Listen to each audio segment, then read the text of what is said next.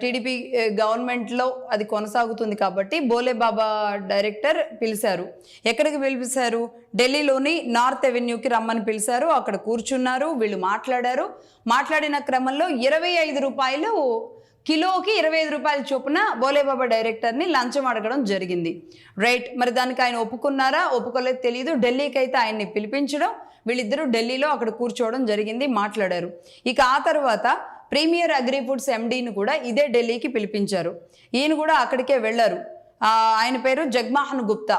జగ్మోహన్ గుప్తా వెళ్ళారు. అతన్ని 7 రూపాయల లంచం అడిగారు. 7 రూపాయల లంచానికి అతను ఒప్పుకున్నాడు. జగ్మోహన్ గుప్తా ఒప్పుకున్నారు. ఒప్పుకున్న తర్వాత వీళ్ళిద్దరికి డీల్ కుదిరింది. ఆయన యాక్సెప్ట్ చేశారు. ప్రీమియర్ అగ్రి ఫుడ్స్ ఏదైతే ఇప్పుడు మన అభియోగాలు ఎదుర్కొంటుందో ప్రీమియర్ అగ్రి ఫుడ్స్ అండ్ టీటీడీకి కూడా కాంట్రాక్ట్ సెట్ అయింది.